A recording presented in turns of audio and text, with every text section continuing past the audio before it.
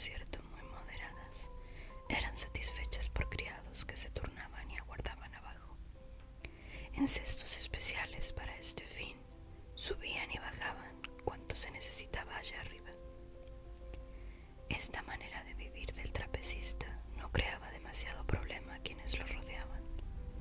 Su permanencia arriba solo resultaba un poco molesta mientras se desarrollaban los demás números del programa, porque como no se le podía disimular, aunque estuviera sin moverse, nunca faltaba alguien en el público que desviara la mirada hacia él. Pero los directores se lo perdonaban, porque era un artista extraordinario, insustituible. Por otra parte, se sabía que él no vivía así por simple capricho, y que solo viviendo así podía mantenerse siempre entrenado y conservar la extrema perfección de su arte. Además, allá arriba el ambiente era saludable, y cuando en la época de calor se abrían las ventanas laterales que rodeaban la cúpula y el sol y el aire inundaban el salón en penumbras, la vista era hermosa. Por supuesto, el trato humano de aquel trapecista estaba muy limitado. De tanto en tanto, trepaba por la escalerilla de cuerdas algún colega y se sentaba a su lado en el trapecio. Uno se apoyaba en la cuerda de la derecha, otro en la de la izquierda, y así conversaban durante un buen rato. Otras veces eran los obreros que reparaban el techo los que cambiaban algunas palabras con él por una de las claraboyas, o el electricista que revisaba las conexiones de luz en la galería más alta, que le gritaba alguna palabra respetuosa, aunque no demasiado inteligible. Fuera de eso, siempre estaba solo. Alguna vez un empleado que vagaba por la sala vacía en las primeras horas de la tarde levantaba los ojos hacia aquella altura casi aislada del mundo, en la cual el trapecista descansaba o practicaba su arte sin saber que lo observaban. El artista del trapecio podría haber seguido viviendo así con toda la tranquilidad, a no ser por los inevitables viajes de pueblo en pueblo que le resultaban en extremo molestos. Es cierto que el empresario se encargaba de que esa mortificación no se prolongara innecesariamente. Para ir a la estación, el trapecista utilizaba un automóvil de carrera que recorría a toda velocidad las calles desiertas. Pero aquella velocidad era siempre demasiado lenta para su nostalgia del trapecio. En el tren se reservaba siempre un compartimiento para él solo, en el que encontraba, arriba en la red de los equipajes, una sustitución, aunque pobre, de su habitual manera de vivir.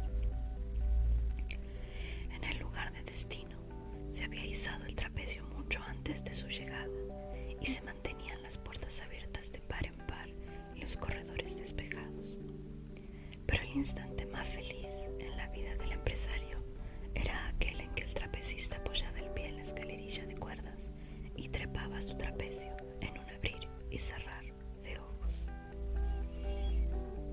Por muchas ventajas económicas que le brindaran, el empresario sufría con cada nuevo viaje, porque, a pesar de todas las precauciones tomadas, el traslado siempre irritaba seriamente los nervios del trapecista.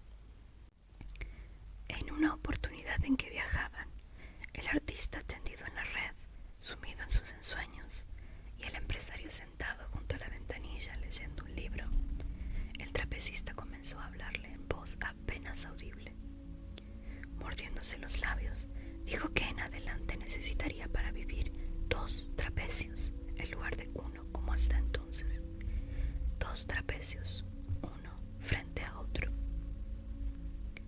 El empresario accedió sin vacilaciones, pero como si quisiera demostrar que la aceptación del empresario era tan intrascendente como su oposición, el trapecista añadió que nunca más, bajo ninguna circunstancia, volvería a trabajar con un solo trapecio. Parecía estremecerse ante la idea de tener que hacerlo en alguna ocasión. El empresario vaciló, observó al artista y una vez más le aseguró que estaba dispuesto a satisfacerlo. Sin duda, 2 trapecios serían mejor que uno solo. Por otra parte, la nueva instalación ofrecía grandes ventajas. El número resultaría más variado y vistoso. Pero de pronto, el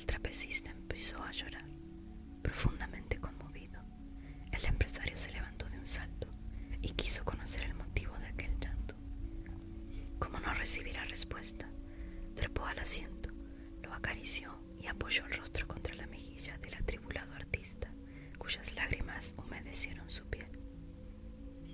¿Cómo es posible vivir con una sola barra en las manos?, sollozó el trapecista, después de escuchar las preguntas y las palabras afectuosas del empresario. Al empresario le resultó ahora más fácil consolarlo.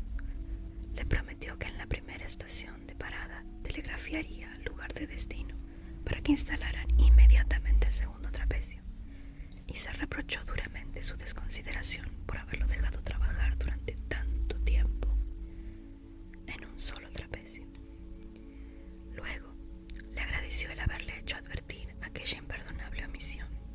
Así pudo el empresario tranquilizar al artista e instalarse nuevamente en su rincón. Pero él no había conseguido tranquilizarse. Muy preocupado estaba.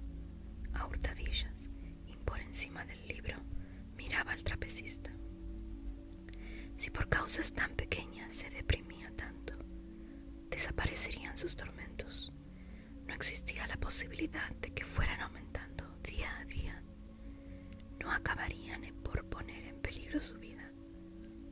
Y el empresario creyó distinguir en aquel sueño aparente tranquilo en el que había desembocado el llanto las primeras arrugas que comenzaban a insinuarse en la frente infantil y tersa del artista del trapecio.